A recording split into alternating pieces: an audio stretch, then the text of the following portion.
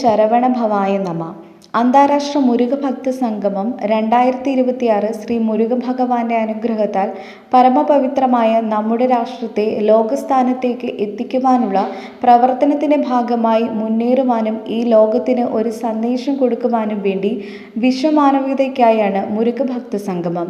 ഇതിന്റെ ഭാഗമായി ഓഗസ്റ്റ് 19 തിരുവനന്തപുരം പാഞ്ചജന്യം കല്യാണ മണ്ഡപത്തിൽ വെച്ച് ആദ്യ പൊതുയോഗം കൂടുകയുണ്ടായി. യോഗത്തിൽ വിഷ്ണുപാദം പൂകിയ സ്വാമിജി ബ്രഹ്മപാദാനന്ദ സരസ്വതി തിരുവടികളുടെ അനുസ്മരണവും ഉദ്ഘാടനവും സ്വാമി ശ്രീ ശക്തി ശാന്താനന്ദ മഹർഷി ഉദ്ഘാടനം ചെയ്യുകയും സ്വാഗത പ്രസംഗം ശ്രീജിത്ത് ശംഖു ചക്രവും അധ്യക്ഷൻ ശ്രീ ചെങ്കൽ എസ് രാജശേഖരൻ നായർ നടത്തുകയും തുടർന്ന് ബ്രഹ്മചാര്യ വിശ്വചൈതന്യജി, സ്വാമി രാജവൈദ്യൻ മോഹൻലാൽ, ശ്രീ എം ഗോപാൽ എന്നിവർ മുഖ്യപ്രഭാഷണങ്ങൾ നടത്തുകയും ചെയ്തു. പ്രസ്തുത യോഗത്തിൽ ചടങ്ങുകൾക്ക് നിറഞ്ഞു കവിഞ്ഞ മുരുക ഭക്തജനങ്ങളുടെ സാന്നിധ്യവും ഒപ്പമുണ്ടായിരുന്നു.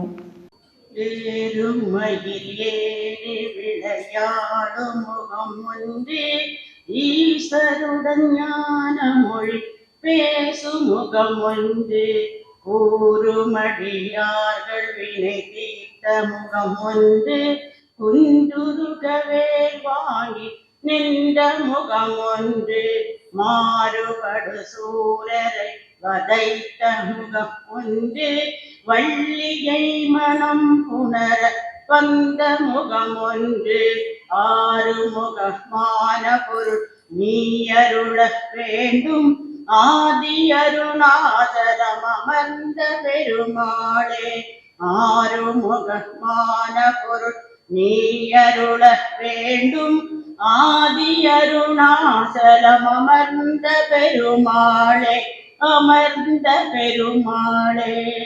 வெற்றிவேல் முருகனுக்கு அரகரோகரா. പ്രിയമുള്ളവരെ, സമാദരണീയനായ അധ്യക്ഷൻ ശ്രീ ചെങ്കൽ രാജശേഖരൻ അവർക്ക്, സംപൂജ്യരായ ആചാര്യവര്യന്മാരും ഇവിടെ സന്നിഹിതരായിരിക്കുന്ന അയ്യപ്പ ഗുരുജനങ്ങളെ, ഗുരുക്കന്മാരെ,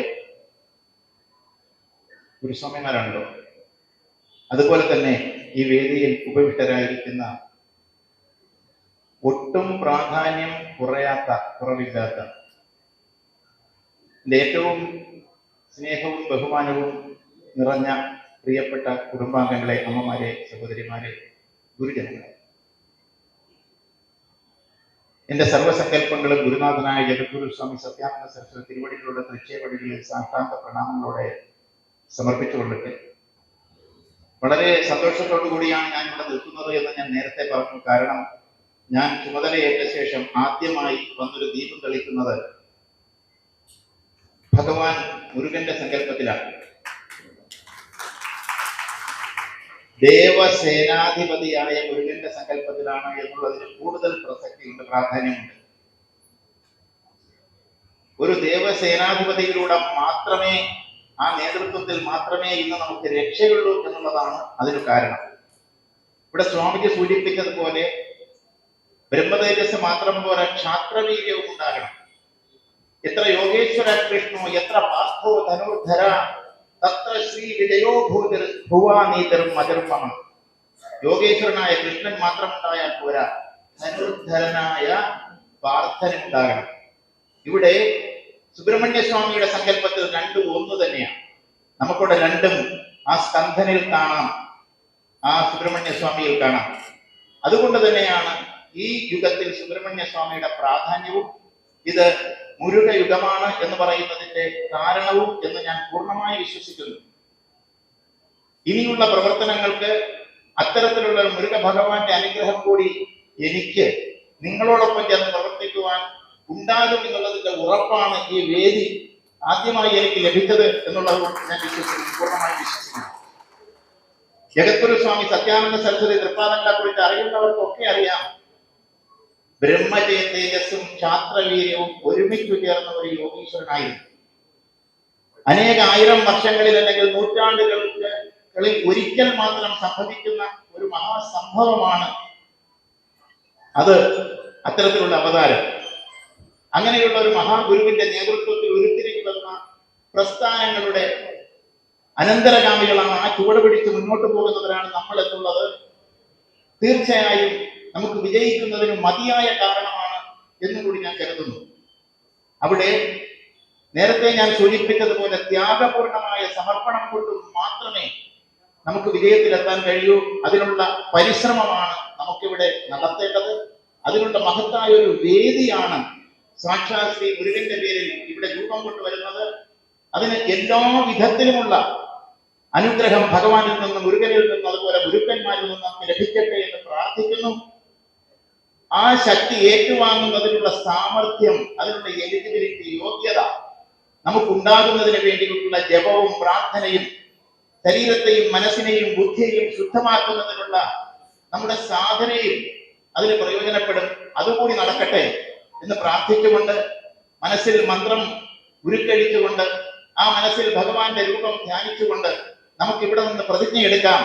ഇതിനെ ഒരു മഹാപ്രസ്ഥാനമാക്കി വളർത്തുകയും നമ്മുടെ നാടിന്റെ സംസ്കാരത്തെ വളർത്തിയെടുക്കുവാൻ നമ്മുടെ ഗുരുജനങ്ങൾ വിഭാവന ചെയ്ത ആ ഒരു തലത്തിലേക്ക് അധപ്പതിച്ചുകൊണ്ടിരിക്കുന്ന, അല്ലെങ്കിൽ തമ്മിലടിച്ച് കലഹിച്ച് നശിച്ചുകൊണ്ടിരിക്കുന്ന ഒരു ജനതയെ വളർത്തിയെടുക്കുവാൻ നമുക്ക് കഴിയട്ടെ.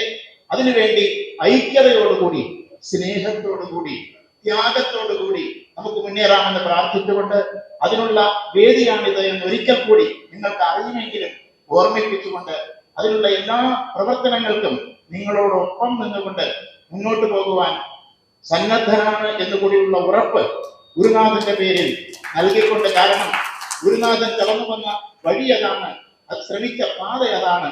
അതുകൊണ്ട് അങ്ങനെ ഒരു ഉറപ്പ് ആ പാദങ്ങളിൽ ഞാൻ സമർപ്പിക്കുന്നു. ഈ മഹാ സങ്കല്പത്തിന്റെ, ഇന്നത്തെ ഈ വേദിയുടെ, ഈ സമാഗമത്തിന്റെ, ഈ സത്സംഗത്തിന്റെ ഉദ്ഘാടന കർമ്മം നിർവഹിച്ചതായി അറിയിച്ചുകൊള്ളുന്നു. എല്ലാവർക്കും നമസ്കാരം. നമ്മുടെ ആവശ്യം, നമ്മൾ മുന്നോട്ട് വെച്ചൊരു മുദ്രാവാക്യം, ഒരു സന്ദേശമുണ്ട്. വിശ്വമാനവേദിക്കായി മുരുക ഭക്ത സംഗമം, ഇതാണ് നമ്മൾ മുമ്പോട്ട് വെച്ചിരിക്കുന്നത്. വിശ്വമാനവേദിക്കായി. ഇവിടെ സ്വാഗത പ്രാസംഗം സൂചിപ്പിച്ചു. അതേപോലെ തന്നെ സംപൂജ്യനായ സ്വാമിജി സൂചിപ്പിച്ചു. എന്താണ് നമ്മുടെ ഉദ്ദേശം എന്നതിനെ സംബന്ധിച്ചിട്ട് നമ്മുടെ രാഷ്ട്രം പരമമായ വൈഭവത്തിലേക്കാണ് യാത്ര ചെയ്യുന്നത്.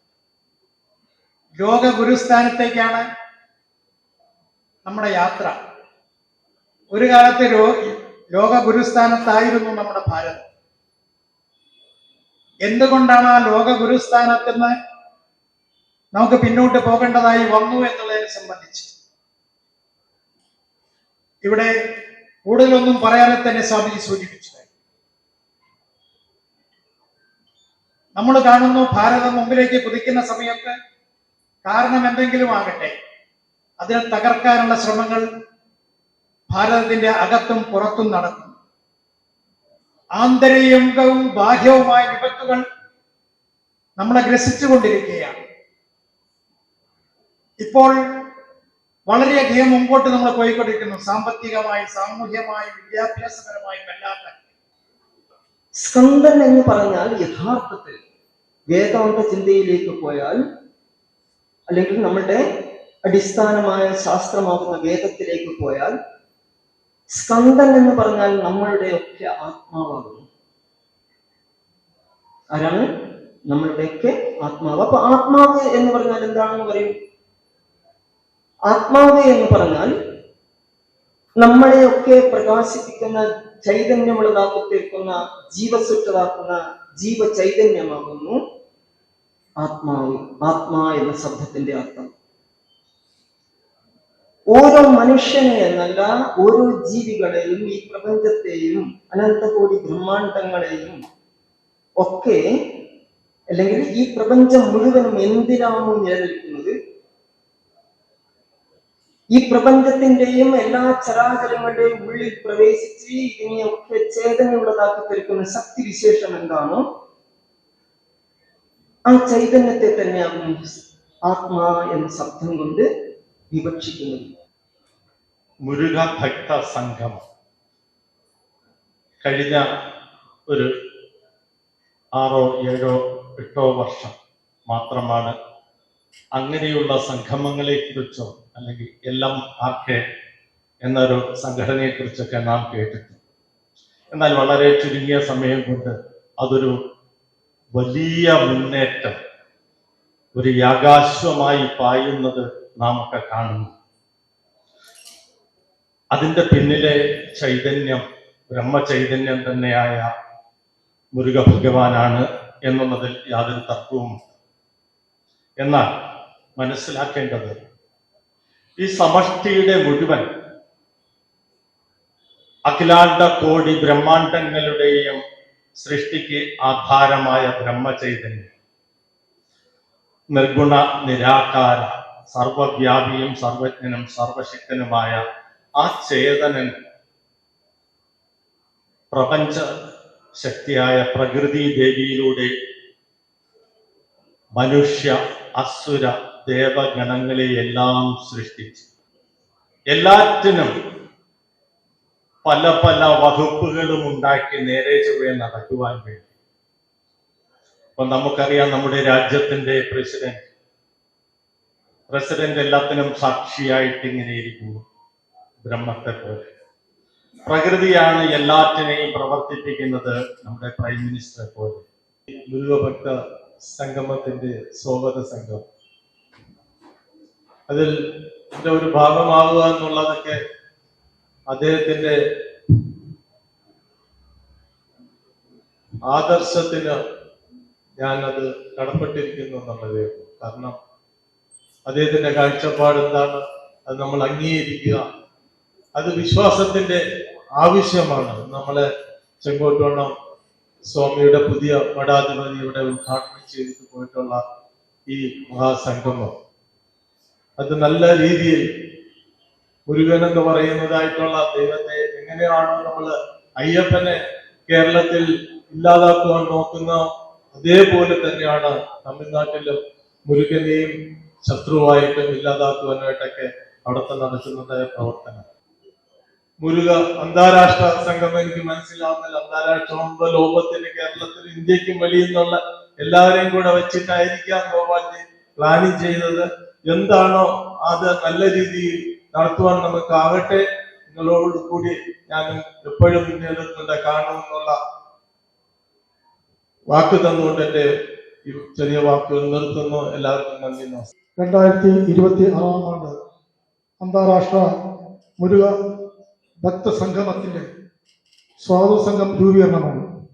ഇന്ന് ഈ പരിപാടിയിൽ പങ്കെടുത്ത സന്യാസി ശ്രേഷ്ഠന്മാരും ആചാര്യന്മാരും അതുപോലെ തന്നെ ഗുരുജനങ്ങളും മറ്റെല്ലാ മുരുക ഭക്തന്മാർക്കും ഭഗവാൻ ആണ്ടവന്റെ നാമത്തിൽ കൃതജ്ഞ നന്ദി രേഖപ്പെടുത്തുന്നു.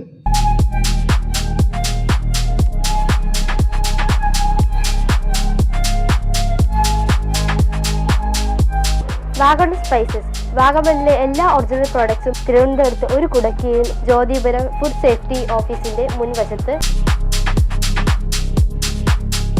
കശുവണ്ടി, കുരുമുളക്, ഗ്രാമ്പു, ഏലക്ക, പട്ട, കാഷ്യൂനട്ട്, നട്ട്സ്, ആൽമണ്ട് എന്നിവയെല്ലാം ഇവിടെ ലഭ്യമാണ്.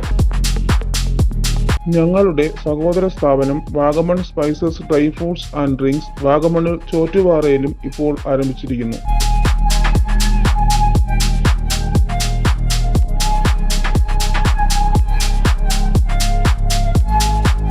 വാഗമണ്ണിൽ തുടങ്ങിയ വാഗമൺ സ്പൈസസിന് എല്ലാവിധ ആശംസകളും നേർന്നുകൊള്ളുന്നു.